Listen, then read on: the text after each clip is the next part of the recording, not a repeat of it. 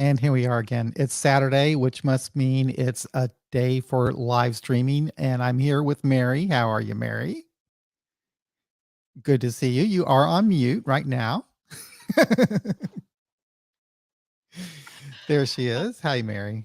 Hey, Good to how you see you. doing? I'm good. We got quite a few people already here, some regulars, and we got Tim there, Bobbert, Missy, Fred, Neil, Walker. Welcome, everyone, to the live stream. It's good to have you here. Um, Mary, you and I were talking, and you said that you've been getting some nice feedback from your home group. So your people are liking what we're doing, huh? Yes. Actually, I we have a handout at our outdoor meeting where there are links to secular websites, and so I put our link on the page. Oh, Once I got used to the fact I was here and I was going to let my friends know I was on a podcast, just so I wouldn't so when I people was know about ready. it now, huh? Yeah, now they know about it, and Kimiko is also part of that group, and so they've been saying that they've gone back to past episodes and heard her story and really got Mm, a lot out of it. So yeah, that yeah, was a so good if there are one. any Savannah people in here today, by all means, come in and call in. Yeah, for sure.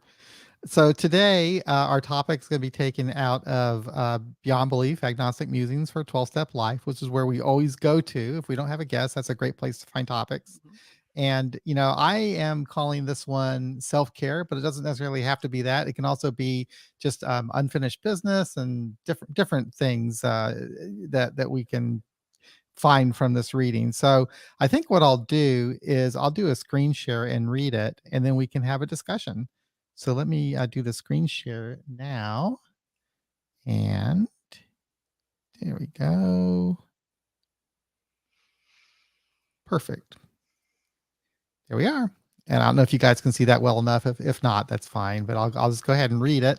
And this is from May 28th. And the top reading says, "Go on a hunt for any areas of incompletion, large or small, and you will not be disappointed. A burst of creativity will often follow the completion of some long left issue. Clearing up an incompletion gives you a feeling of aliveness that you can get nowhere else." And that's from Conscious Loving by Gary Hendricks, PhD, and Kathleen Hendricks, PhD. And here's Joe's what Joe had to write about this. Okay.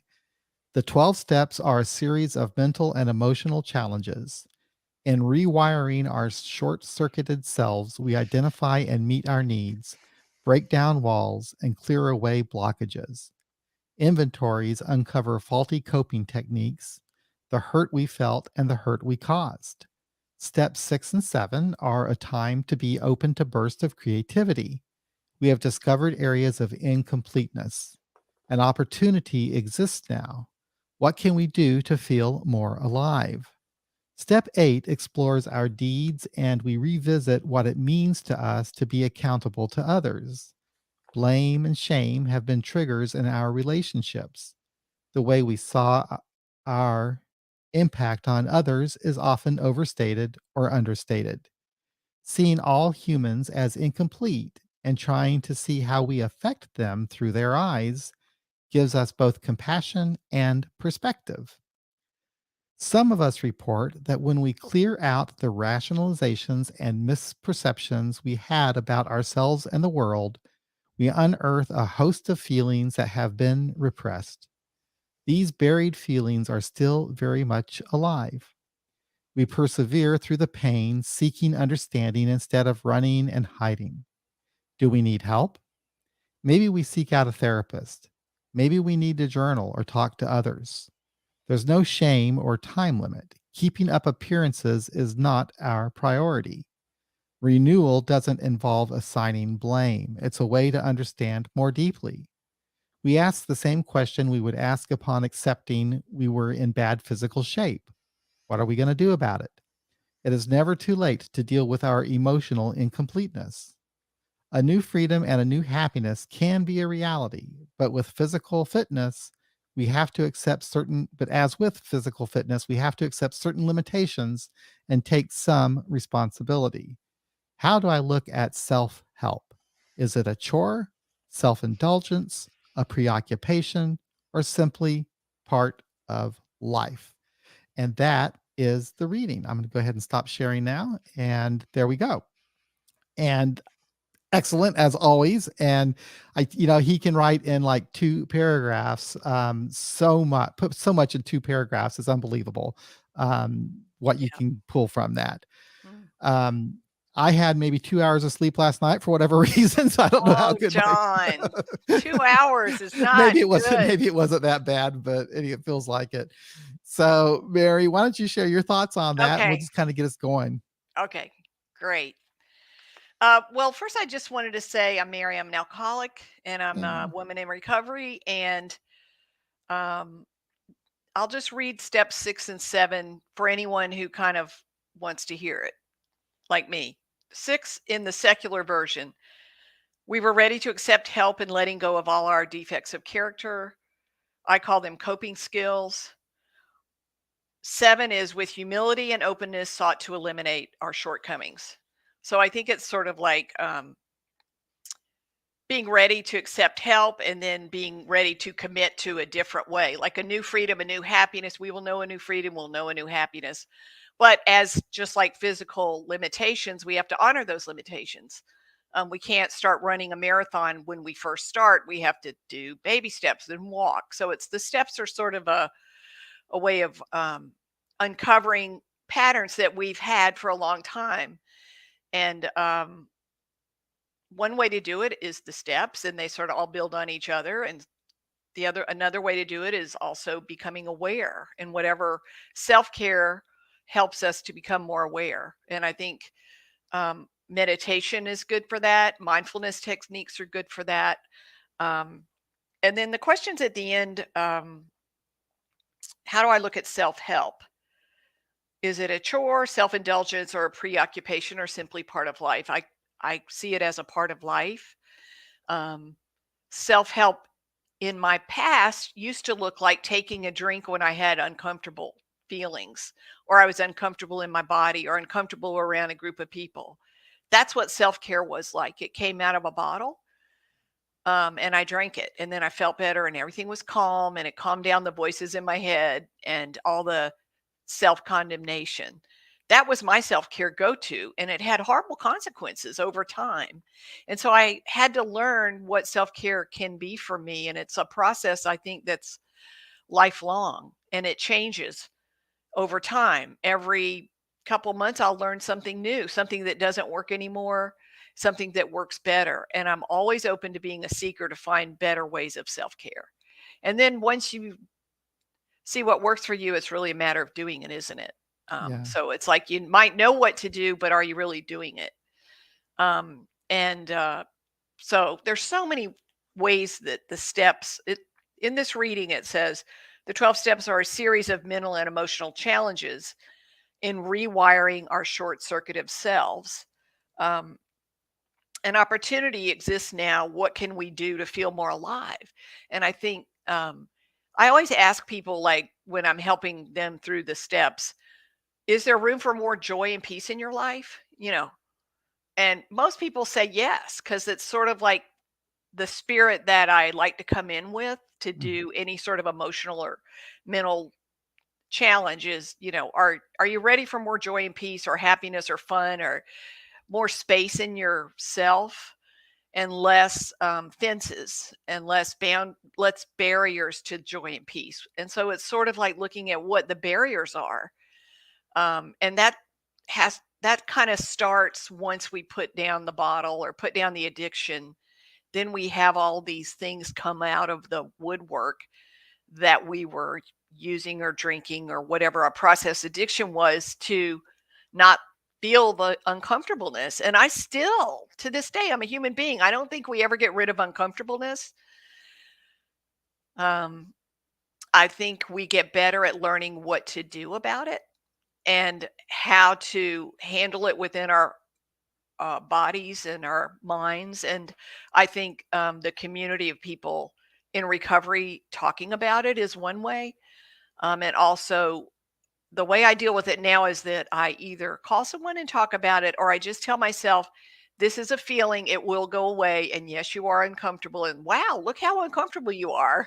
Yeah. And, look at all the stuff you're doing to not feel this. And man, this feels bad. How do I escape from it? And the more I try to run from it, the more it chases me. Yeah. And so I'm kind of learning a little bit better how to sit with discomfort.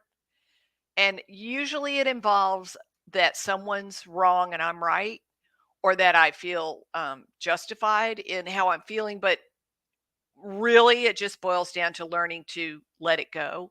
Right. And I I'm what sorry, do you yeah. think? No, Oh, go, yeah, John. I was kinda right along those lines. I was thinking in terms of, the incompleteness being that, I always am gonna have something to work on, and, you go through this process where you kind of uncover the parts of you or your behaviors that weren't really working so well, the coping mechanisms, I guess, that we will call them. And yeah, and then and these are things that you have to work on forever. And when he ended it up, and he ended the reading, he asked about self-help, and that's when I started thinking about self-care. It's something I've been given a lot of thought to, and I never really asked myself what it means to me. So I thought about that today, and I wrote down what I think self-care is. And then when I wrote it out, it was also important for me to write for myself anyway what it is not, or what I think it should not be.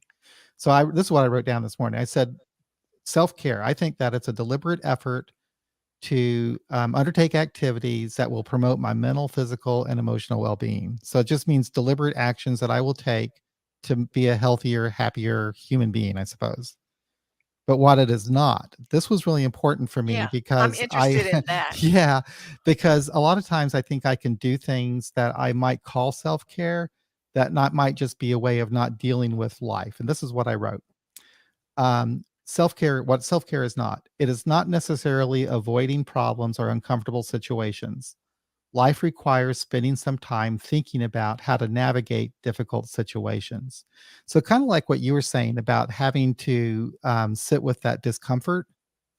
It's like sometimes, I might have this tendency to be in a bad situation or be uncomfortable about something, and instead of learning from it or dealing with it or growing from it, I would just avoid it Yeah, and call that self-care, and just not even deal with it and just kind of right. protect myself.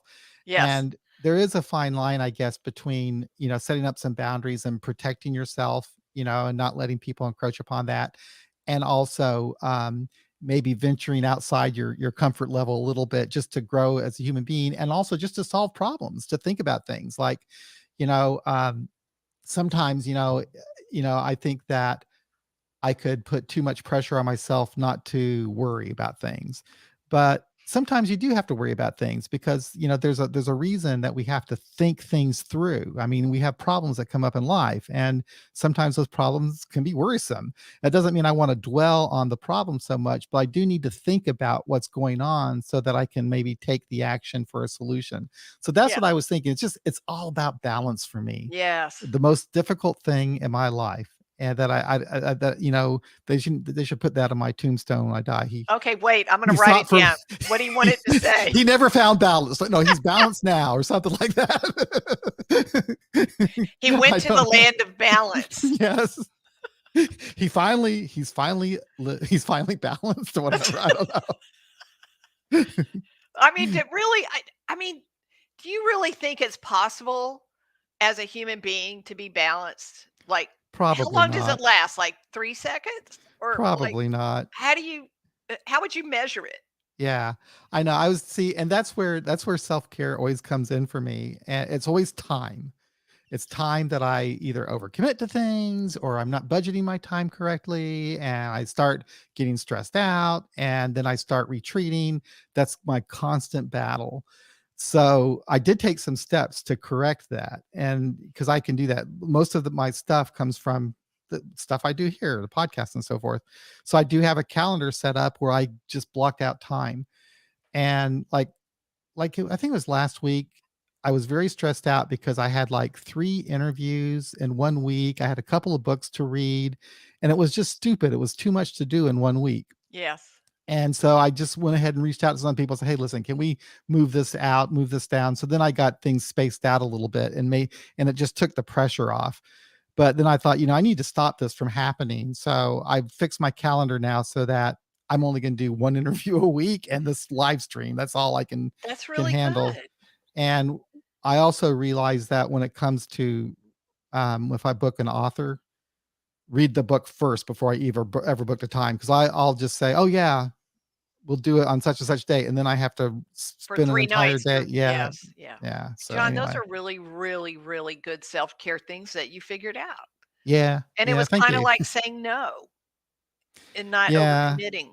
yeah. I did talk to someone about just time, and respecting my time and using it on in things that I value more. And if I allow my time to be eaten up by like the podcast, for example.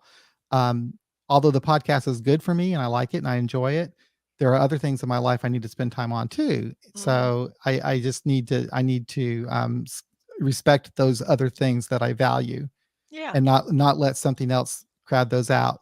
And so yeah, so that is self-care. And sometimes I'm better at it than other times. But fortunately, I have the technology to help me with that. So the calendar thing for people to schedule time and so forth. Yes. So And I yeah. think so it's like it's hard to know when you're in balance, but you really do know when you're not.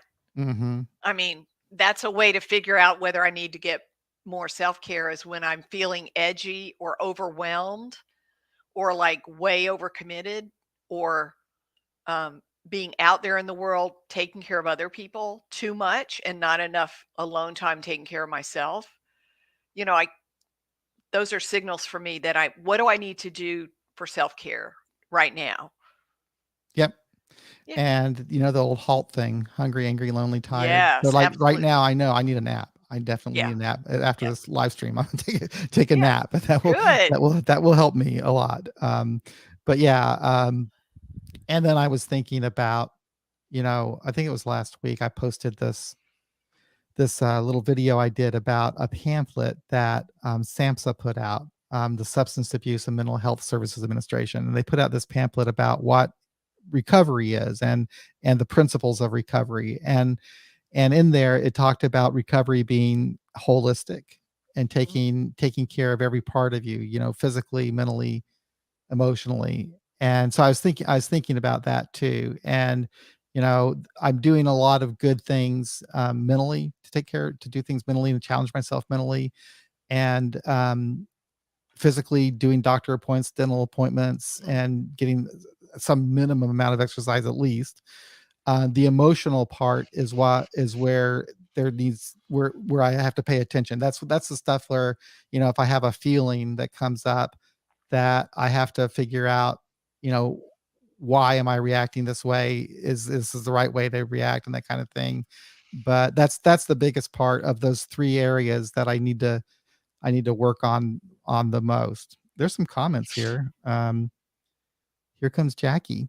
I know it's Jackie because she has a Facebook page called the Both and Away and I watch her videos. She does these. Um, oh, I guess I don't. She has a cell phone and she teaches videos herself.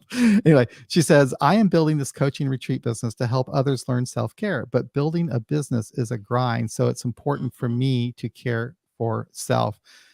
I get that. That's exactly how I feel too, Jackie, about this. And she says, "I do nature. That's self care." I knew Yes. it was you, Jackie. And Neil says, "Halt. This doesn't come up in the fellowship like it used to back in the day." Yeah, I guess I don't hear that too often. Do you hear that anymore, Mary? Um, well, I do actually, because I hear it and I go to mainly secular meetings now, but yes, I Hmm. do hear it. And I think it's really, really, really important because I don't think we can, at least I can't afford to get too hungry, angry, lonely, or tired, Yep. and especially Yep. all at once. Yep. So Yep. sleep is really important. A good amount of sleep really Mhm. helps, and also making sure I grocery shop and cook so that I've got food ready to go when I need it Yep. is so important for Was it everything. you that we were talking about this at one time, and I said I never let myself get hungry? I think that might be true. Maybe that's not a good thing. I don't know. I think that's a great thing. Yeah, I'm never hungry, but That's awesome. I don't know. Fred says, stepping into discomfort seems to be helpful for me. I've been journaling about this recently, uncomfortable feelings, etc. Yeah. Yeah. It's Um, good to just notice when you're really uncomfortable, because sometimes I'll just be in my spin about it, and I'll be like, all of a sudden, I'll go, wow, you are really uncomfortable in this right now. And, yeah. and we want to avoid an escape. I feel like that's how I'm wired, to avoid and escape uncomfortable people and situations, feelings. And I'm just trying to figure out better coping skills that are Hmm. not self-sabotaging, so that it's not like I'm putting out fires because I was putting out this fire. Then I have to go put out the fire that I built to put that fire out. Right. Bobbert says, not sure if this fits. I went back to college at 4 years sober, took 13 years, but I got Yay. my degree. The goal was to prove to myself that I can stick with something and complete it. That's really good. I think that Really does good. fit. Yep. Yeah, I did the same. I went back to school. I guess I was still in my 30s and finished when I was like in my 40s, early 40s. So it did take a while, but I was doing it while I was working and so forth. Ended up getting 2 degrees actually. And Wow. yeah, and for me, it was something I wanted to do because I regretted that my drinking was really bad when I was younger, so I just I left school because I couldn't go to Mhm. school and drink at the same time. So it was nice to be able to get that business taken care of for me anyway. That's a To wonderful thing that you did. Yep. Yeah, I did it after being sober too, and something I learned, Bobbert, is one of the good things about the traditional way, I guess, of my doing AA is, reading the big book and stuff. It really kind of taught me how to study again. So when I went back to school, I was pretty good at paying attention to the teacher, reading the assignments, and just doing the basic stuff. Maybe it's just because I was grown up and that's what, you're supposed to do when you're in school, but I didn't do that before. So anyway, yeah, I don't know if it was AA or just being an adult that got me to do that. But yeah, I think that does count. Anything, you know, um, I was reading some stuff about this, and when it talks about, um, it's important to kind of challenge yourself mentally to do things that help you grow and learn. Taking classes or learning a new skill or a hobby or something like that. Is really important, I think, to just help you kind of enjoy your life and kind of take your mind off of other things and just to learn, Yeah, to not just be to learn and bored, grow. to not be Yeah. bored on the inside. And Yeah. I mean, when for me being here right at this moment is I'm doing that, is that I agreed to be on this podcast, and everything in me said, "No, it's scary." I mean, every single thing I could think of why not to do it came forward, and Mhm. I'm agreed to do it to, number 1, move past fear and self-imposed limitations, and to do something that I thought would be challenging, Mhm. and it is, Yeah. and to just do it anyway, and to just grow, and to learn how to show up perfectly imperfect and let that be okay. So it's kind of doing all those things at the same time, and, A sort of like how you went back to school, so I agreed to do this podcast. A similar vein. It also for me feels that social need. Um, you were talking about we were talking about feedback, and you've been getting feedback from your group, and you asked me if I've been getting feedback. And honestly, the only people I talk to are online. I don't go out in the world Yeah, anymore, and face that's to kind of, face. yeah, Yeah, it's kind of a weird thing. So yeah, but the feedback I've been getting is good. But yeah, you have that social connection within your home group, yeah, and I don't anymore. But the podcast is an important part of my social society or yeah, whatever, my community, community. But that's good for now, but I think that, I should, I have something to look at there. I think that having all of my, relationships being through a screen might not be the most healthy way to to do Well, things. we've been in lockdown in COVID world for so long Yeah. that that has become normal, and, for me anyway, and Yeah. I also have, I have immune issues, so I have to be very careful when So, I'm yeah. face to face, and so Yeah. uh, I prefer the outdoor meetings face to face for me personally, Mhm. and so I can understand how you feel that a lot of your world is online, because for Yeah. me it is too, and That's especially it. I'm not socializing at all like I did prior to COVID, Yeah. at Yeah. That's all. probably true with a Yeah, lot of and us. I miss it a lot, and I have to really think about, do I wanna go there and risk getting COVID or not before I do anything in the social world? Yeah. So that's kinda where I'm at. It's a place of acceptance for that. Yeah, it is interesting, isn't it? I was talking to, someone who's gonna be my boss. My regular boss is gonna retire. My current boss is gonna retire at the end of the year, so I'm gonna have a new boss. And so he was talking to me, and he was asking me how I was doing with all the remote work and stuff. And I said, "Actually, I'm doing better."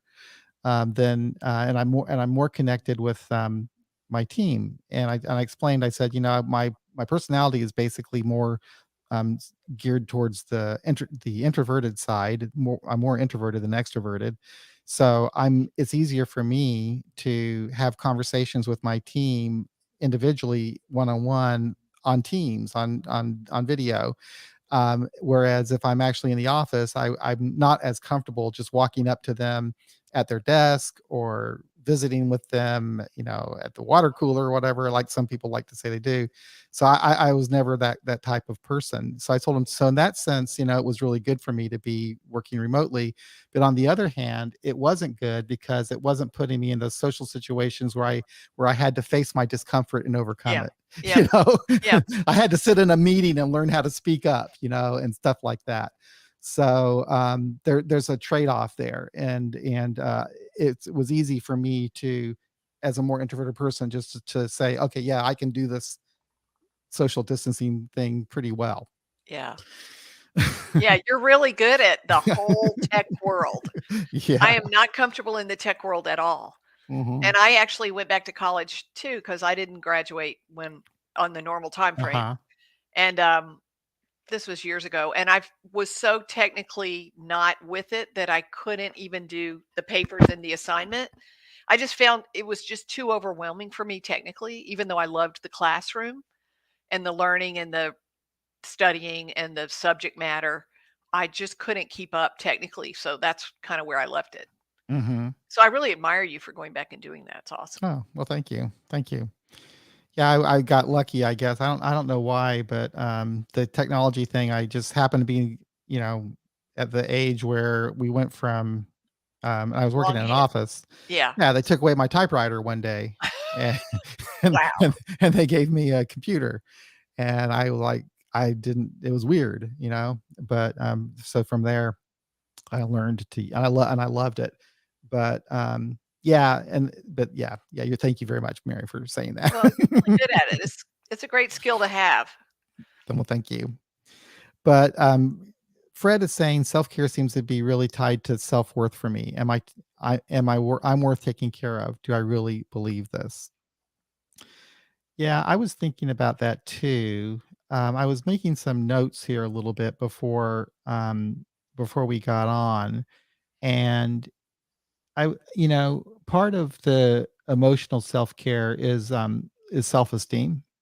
You know, and there are some times where I might get into some sort of a situation where I I don't feel good. I don't feel like I'm up to whatever the situation calls for, or my self esteem has been hit there, and I'm learning, actually from some of the stuff I learned from Smart Recovery, to stop and think about, you know what happened that's causing me to feel that way, and then to question the belief that I have about that. And so, like a lot of times, like I'm going through something where I procrastinate, right? There are things I need to do and I procrastinate and I don't do it.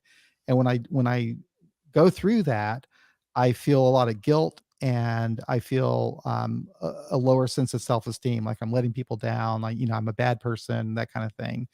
And those feelings, though, are really dangerous because they're not really true. Right. One thing that, when I was doing those episodes on smart, that Arthur kept saying is, you're not your behavior. So just because you procrastinate doesn't mean you're a procrastinator, Right. just so I'm learning to, stop and think about, okay, I'm procrastinating on something. I'm not getting something done. I feel terrible about it. I feel guilty. I feel like I'm not doing a good job or whatever. And then I just have to stop and think about, why am I doing this? And is it really true that I'm not doing a good job and everything? And usually what I'm finding is, like, the thing that I'm procrastinating right now is absolutely not a big deal at all. The person told me it's not a big deal. So I should just accept that it's not a big deal, and just get right back and get for her what she wants. But when I was looking at that particular situation, it just went back to time management again, just Yeah. allowing things to get out of hand. Well, you So, also addressed it with the person and had this conversation, and so she could say it wasn't that big a deal, and that way you did handle it in a way. yeah, Yeah. yeah, yeah, I So you at did. least addressed it. You weren't running from the conversation, which is really a part of a baby step. Yeah, that's one thing good about having some sort of a process to live by. If you're in recovery, whether it be the 12 steps, or, as someone mentioned, the eightfold path, or the four things that smart, the 4 points of smart, or whatever, is you have some sort of a framework to work with. and Yeah. and it helps me because it even if I'm late to do something, at least I have some awareness, and I have a process to follow to finally do it. Yeah. And, maybe over the years, I've gotten better at being quicker about it, if I'm honest, and I start looking back about how I used to be in the early days of my sobriety. I bet you for anything that I would go a lot longer being miserable than I do now. I bet you Yeah. now I'm Yeah. catching stuff a little bit quicker. Yes. Yes. I think agree 100%. So the longer you stay sober, the more aware you get of what's your motivating factor. And it's just a matter, I think, of just being in practice of doing these things. It takes practice, absolutely. And that's why um, I don't call character defects like it says in step 6. I just call them coping skills, and we learn new coping skills that work better. We let go of the old coping skills and learn new ones. And, I like the beginning of this page where it says, go on a hunt for any areas of incompletion, large or small, and you will not be disappointed. A burst of creativity will often follow the completion of some left issue. So it's like, if I know I'm procrastinating something, it's always taking up space in my head. Even if it's not talking loudly, it's always that little space that it's taking up that, oh, I have to go do that, or oh, I need to handle that, or oh, and once it's done, it's like, wow, it wasn't that hard to do, and I have so much more energy and space and creativity, like this quote is saying. And I think this Gay Hendricks and Kathleen Hendricks were the Imago relationship people. Oh, They did a series. They still do a series of workshops called Imago, IMAGO, oh, which is which I did one in Atlanta or maybe San Francisco 100 million years ago. But it's basically learning um, how you get into relationships with certain people and what you can learn about it, and also about listening. And so their thing is like when someone's talking to you and you're in a relationship with them, then you say, I heard you say A, B, C, D. So you repeat what they said so that you're sure what they said, they know you heard what they said, and that you're present and making a space for them to talk and you're listening so that you can repeat it back. It's just a form of therapy. I like it. I Mhm. think it's reflective listening. Yes, It's yeah, yeah, absolutely. That's a great yeah. reflective listening. I've never I th heard that term. I like I that. think that's what it is. Jackie might Okay. be able to correct me, but I remember when I took that peer training, that peer support training, and what's one of the things they do is, when you're listening to somebody, is to um, reflect, I guess, back on what they're saying or what you're hearing, so that you know what they're Yeah, so you're that they giving know them they're the yeah, respect and you're saying, yeah, "I hear you said blah, blah, blah." So yeah, I think it just leaves for a better communication yeah. instead of just waiting to say what you're gonna say. Mhm. Yeah, that is really important. That's a really important skill, not just if you're going to be working with somebody like a sponsor or a mentor or something, but just in your regular life and your relationships is to be able to have that kind of a skill set. And it's something that I'm not that good at, but there are courses out there, and I'm going to be taking one Yeah. here Oh, at the beginning of June. I'm going to be taking another course similar to what I did with the peer training and do some practice of reflective listening or active listening, whatever they call it. Motivational interviewing, I think, is what it is in therapy. Motivational interviewing, oh, and wow. part of motivational interviewing is reflective listening. So Right. I'm probably getting all that wrong, but um, but I'm not responsible for anything that's wrong. I'm just a guy on a These are only podcast. suggestions. I'm not a professional. I'm just a guy on with a podcast. So Fred says, like the reframe of character defects as coping skills. I do too. Yeah. And is that how they look at them in the 12 secular step book? Is that or is that the is what's that book I've called? read that in various books. Various places. Yeah. Yeah.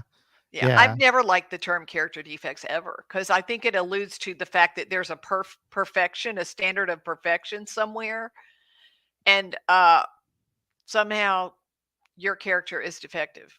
And Yeah. because if it, how would you know it was defective if there wasn't a standard of perfection out there somewhere that you're not meeting up to? And I don't Yeah. think as a human being that's true. There is no No.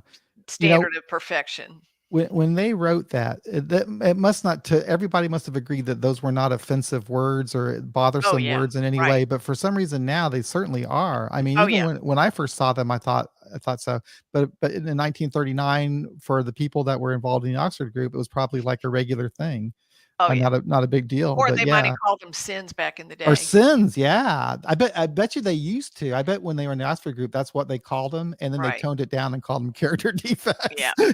Or, I'll hear people back in the day in traditional meetings say, "Oh, my character defects are really getting to me today." And I'm like, Yeah. "Okay, so those are your coping skills. Those are your self-sabotaging things. Those are the way that you escape or avoid." Mhm. Yep. But I think instead of focusing on what's wrong and what are like for me personally, what my negative if I get into a negative headspace of self-criticism that's really uncomfortable, instead of affirming what I think is wrong with me, I start thinking like you get what you focus on. So why am I focusing on what I don't want? How do I language it to say what I do want? So focus on what I do want. Like I'm clear on what the problem is, but the solution would be this is how I'd rather be feeling or what I'd rather be doing. So let's just do that and talk about that and focus on that. Mhm. And I think it gives me more encouragement to go in that direction. Yeah.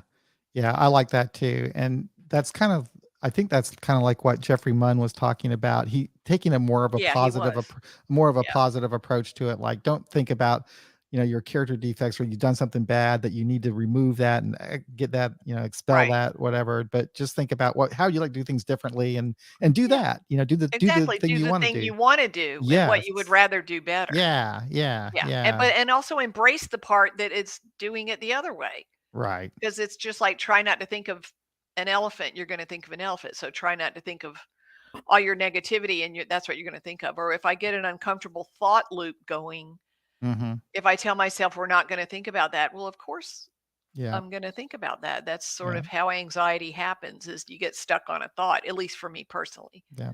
And so I think meditation helps me learn to just let the thought go up and down around and flow and then just continually be aware and it loses as much power because I don't focus on it and give it energy. Yeah. I just kind of am learning how to let things flow in and flow out. As you were talking, the thought went through my head that, how fortunate you and I are, and a lot of us who are participating in this live stream today, that we're at this place in our life where we can be talking about these things. Yeah. You know, we're because we've all been in a place, you know, I know I have been in a place where my needs were much more basic. You know, it Oh, was a yeah. real life or death, food, shelter. Yeah. And now look at us. I mean, Yes. that's something to feel good about, really. Yeah. I mean, that we're talking about this stuff, we're really doing things on a different plane. And you know, and I know there are people that aren't ready to look at this kind of stuff right now, and that's okay too. You have to start you Where have to you're start where at. you are. And Yeah. I think Mary, didn't I think you started this conversation off by saying that it's different, that your self-care changes. It's Yeah. different, right? Way different. So as you go through life and as you change and as you grow, what the things that you need to do for your own self-care change. And they're constantly changing. Yeah. Yeah, and it's just a matter of figuring out what works and what doesn't work, but I'm always a seeker in the level of not spiritually in the ether planes, but as a human being on this planet Earth, my learning place is really physical for me. It's like, what how do I take care of myself physically? You know, because a lot of people, that's really easy. For me, those are where my challenges are in the physical, yeah, in the total physical body actual thing. Mhm. I wanted to make a comment that Bobbert had said, on the quote previously that you had highlighted. This one? He said, "I'm always procrastinate with the excuse when I'm ready. Something I've learned is that I'll never be completely ready and I might as well jump in," which is a great insight to have. And I have to say, that's also why I'm here today because I just jumped in because someone encouraged me with this little phrase. You know how we have phrases in AA that they keep it simple, all that? Someone said, "Dare to suck." And that is like, okay, I'm gonna dare to suck, and that helps me a lot to just jump in. Mhm. Yeah, and you don't. You're great, and I knew that you would be too. I don't know about that, but at But least I'm it's daring to suck because you know, I'd rather dare to suck and fail than to just be on my deathbed going, "I wish I dared." but it's fun to yeah, doing something like this, it's a lot of fun because you learn little things, you know, you learn little skills and you learn just from the conversations that we're having with people. And so yeah, it's a pretty cool thing to have this opportunity to do that. Missy says, let me get the right one there. Missy, since coming into AA, I have done a lot of very constructive self-care. However, I realized my complete lack of discipline, and don't we all? And Mary was just talking about the physical part being a challenge, and it is for me too. But that physical part certainly is tied to the emotional, like, and you know, like I didn't sleep last night. Yeah, When I like am really good about exercising, and I've gotten off of that. When I'm really good about doing that, it really does help with my sleep a lot. When you're doing the exercising, it just seems automatic for me that I start eating better, you know, mhm, and when you're doing all of that, your self-confidence and your self-esteem improves, and it just change it just it, a lot of it starts from there, you know. It's a good place to build. And even if that means, you know, just taking your dog for a walk yeah, or whatever until you build up to, you know, whatever you need. And that will change over time too. I mean, yeah, good Lord, I'm a lot older than I now. I have limitations. So yeah, and um we have to honor those limitations and we figure out do. what works for us, but when we're I feel like when we're in addiction, we're not paying attention to anything, we're just not even there. No. And so, so much shit got lost in the realm of being in the process or the drug or the alcohol or whatever the addiction is that it's time to come back and just learn baby steps how to take care of ourselves again. Yeah. And I tell you, man, I don't know why, but it just keeps coming back to me how grateful I am that I am not where I once was, that I can be, that I can work on this kind of stuff. There are so many people our age who might not even live because of their drinking, you know, much Oh, longer absolutely. on their Yeah. deathbed. I've And had it's friends that are dead because I of it. know, Yeah. same. So Yeah. how fortunate we are. Um, yeah, I don't know. I that has just been for some reason I'm feeling a lot of gratitude today. Well, I just that's a great place to it be. it is, it Yeah. is. It is. I don't know where that came from, but it's just this idea that, wow, we're talking about things on a much higher plane than I was at one time in my life, for sure. And I don't know why that thought came to me, but I'm really grateful that I can work on this kind of stuff. Fred says, just read a book recently called Overcoming Unwanted Intrusive Thoughts, a CBT guide. There are so many books out there. Someone else that I want to read. Someone else recommended a book at our Tuesday meeting that I wrote down that I want to read, and then I've got some books I need to read for some guests that have come up. But yeah, maybe I should start doing the audio books. Maybe that would be an easier way to start getting Oh, some of yeah, that and then you information could in my actually brain. put your earbuds in and walk around and still get stuff done. Yeah, yeah, but God, there's a lot of good books out there. I know. Yeah. It's great, and I'm always getting recommendations like Fred just put out there, Overcoming Unwanted Intrusive Thoughts. That probably would be something good to read. Neil says that he started exercising for physical health, and I keep doing it for the mental benefits. Yeah, Definitely get the serotonin flowing, yeah, yeah. It does. Like I was saying, it just makes a huge difference. So and it gets the breathing deeper, and breath yeah, is so important on how we feel. Are we yeah, breathing at the very top of our lungs, or are we yeah.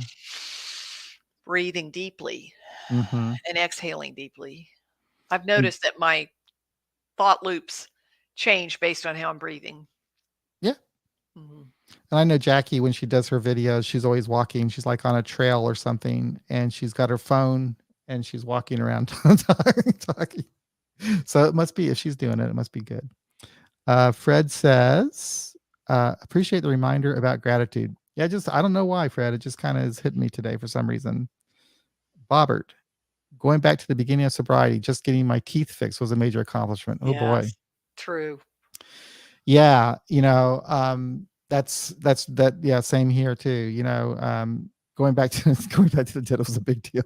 And now I do it regularly and I'm very happy about it. I like my dentist. Yeah, I actually just did that this week. Did you?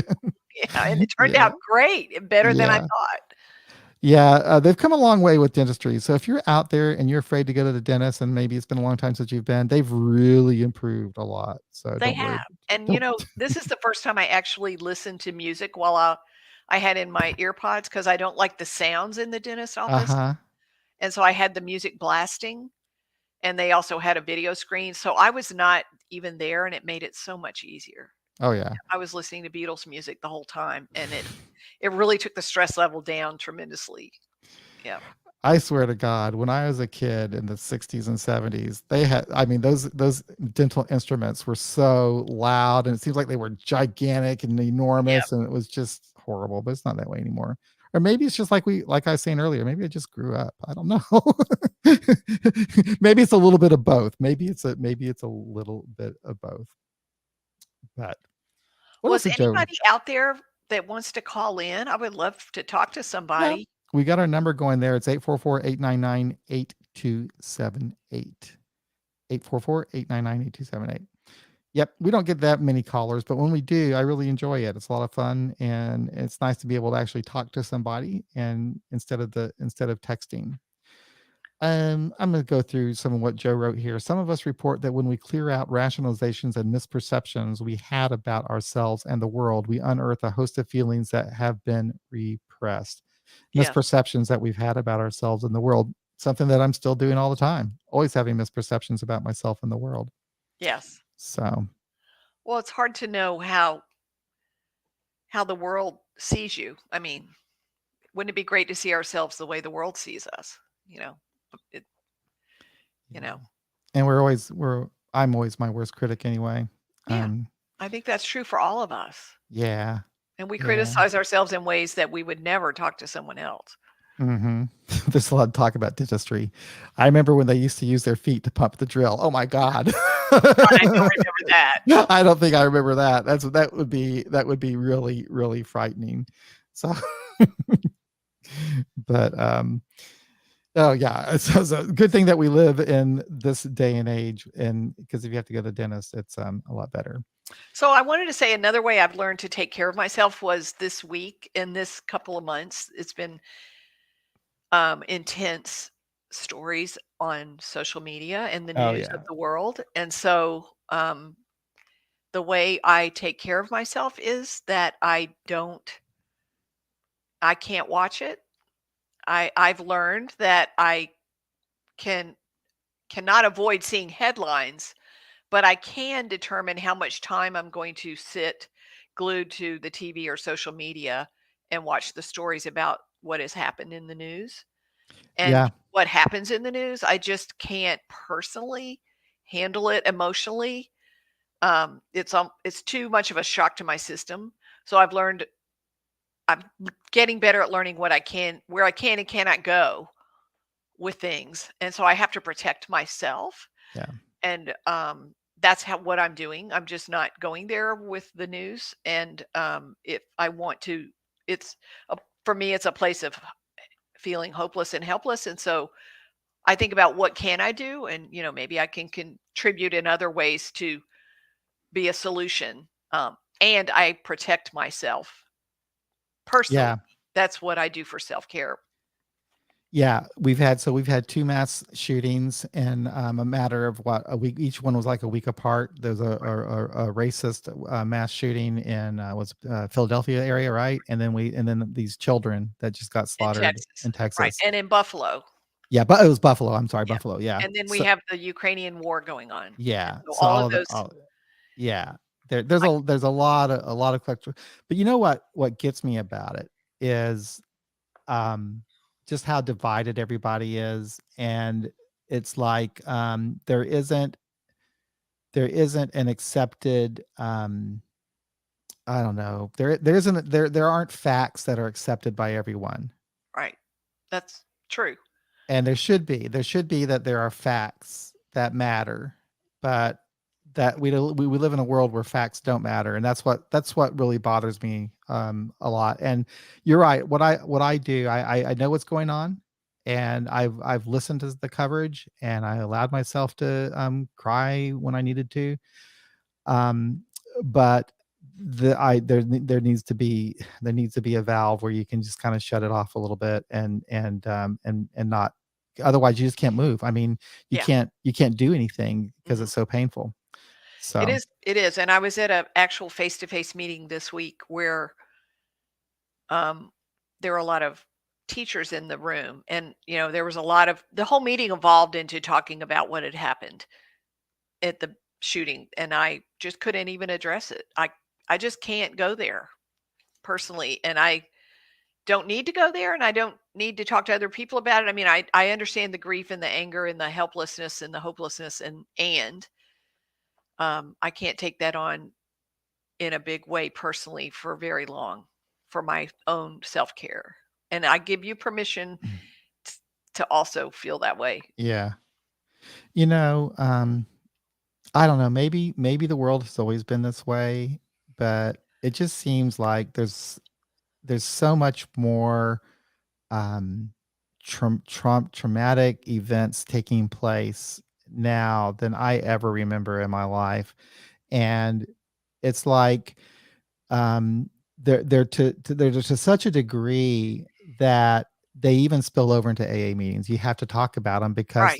because of that. Right. It's a heavy, horrible grief Yeah. hanging over. Yes. Yeah, and I mean, I think the first time I ever, had like a, world event or an event that was discussed in an AA meeting was, I went to a meeting right after the attacks on September the 11th, and so we talked about how we felt about that. There was a lot of fear, and disbel it's just we were all in shock, Yes. and we processed that, and over time, things like what we're going through now that's in the last couple of weeks, you just can't help but be impacted by it. So, Oh, yeah. um yeah, it's odd, but it's, So, to I mean, me, it's it's, weird not to talk about it, but it's also, yeah, there's a level of protection involved for me personally. yeah, I know, and me too, and I have to decide what I'm gonna do, how active I wanna be, I used to be pretty active, and this is part of recovery too, to be honest with you. This is part of being, being in a community. Mhm. I'm in the community of the United States of America, and do I want it to Right. be a better place or not? And how much do I want to work towards that? Do I just want to throw up my hands and say, you know what, I'm just going to live my life out and ignore this as best I can, or do I really want to go out there? I mean, it's a tough decision that we all have to make, but those thoughts are going through my mind as well. So, Yeah, and I think we're all collectively dealing with it. yep, And because the news is so pervasive now in so many ways that it wasn't before, back when we were growing up. It was like, yeah. yeah, So, it's insane. yeah. The So problem, yeah. yeah, It's a time it's to take just care of ourselves yeah, now. take care of yourselves. Absolutely, absolutely. But yeah, I was reading. I was doing some reading about the self care thing, and self care is all, a lot of it has to do with being connected to the world, being connected to and engaged in the world. And that could mean, being part of a bowling league. It could mean getting involved as an advocate politically in something, and doing work like that. So, and I've done some of that political kind of stuff before, and have been thinking, maybe I need to get back in there again. I don't know, but it's just one of those things. Fred says social media diet seems to be part of self care, especially right now. Yeah, yeah. So yeah, it's a divided world. It's a world where we're not living in the same set of facts, which makes it even worse. People get angry, and I don't even know where to go with that, but that's the world that we live in right now. Yeah. It's Um, amazing. People seem to be on edge and get angry at the flip of anything now. yeah. You know? Yeah. But So anyway, yeah, but it all boils down to not letting addiction take over our lives, dealing with these kind of intense emotional feelings, and mhm, staying sober long enough to um, take care of ourselves and learn new coping skills for exactly what we're talking about. yeah. And it's a lifelong process, and it doesn't matter how long we've been sober. It's something that we're learning every day, is to how to better take care of ourselves and not sabotage ourselves. Mhm. And it is important to take care of yourself, because if you don't, you're not going to be able to be a full member of society and do Right. any Or good for the take care rest of of the world. anybody else. Yeah. Yes, Put on your oxygen mask first. absolutely. Yeah. Yeah, absolutely. As you probably have had to say many times to people, you just have to give the instructions on how to do all that. Doors. 2 So, doors in the back. well, this has been good. Thank you, Mary. I've enjoyed the conversation. I hope that you all have as well. Fred says it was a good discussion. Good. You just can't go wrong. Just sit down with a cup of coffee and talk to Talk to some Mary, people and talk to some people. talk to the Yeah. people there in the chat room, and it all works out just fine. I'm glad that you enjoyed it, Missy. Thank you so much for being here. So thank you so much. I love it when you guys are here. That's another thing I'm really grateful for this community of that's around this podcast. That Mary and I can come on a live stream, and there's a lot of people out there. Well, at least 17. That's a lot that are listening right live. There are some poor podcasts out there who have nobody listening to them, so we're really lucky.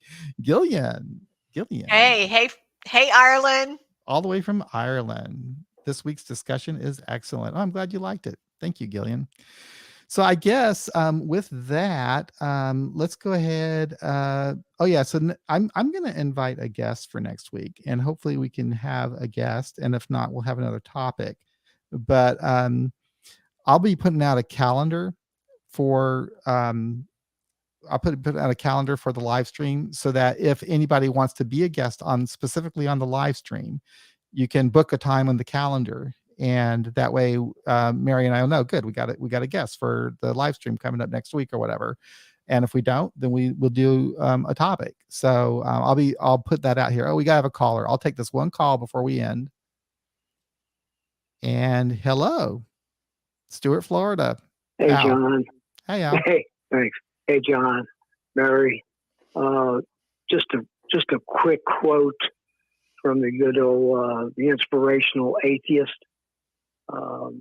It sort of pertains how I feel about it anyway. We all feel different, and we all need to protect ourselves for sure. And the quote is, "We must always take sides. Neutrality helps the oppressor, never the Mm, victim. Silence encourages the tormentor, never the tormented. Sometimes we must interfere. Ellie Weissel. Wow. Just a comment. Thanks. Very good. Thank you, Al. I appreciate that. Thank you so much. No problem. Bye-bye. Bye-bye. So with those words, very good words. And also, everybody put John Huey in your thoughts. I had a interview scheduled with him last week and he didn't show up, which was really unusual. I thought, well, that's odd. And I haven't seen him post anything on Facebook. And then today I see he posted something on Facebook that apparently he was in the hospital. But he's doing better now. I don't know exactly what went on with him, but it put out some good vibes for John Huey. And that's it. I'm going to take a nap. And you'll feel much better. I'll feel much better. And then we'll be podcasting again in the next few days and live streaming next week. Bye-bye, everyone. It's been fun. Take care. Yeah, take care. Bye.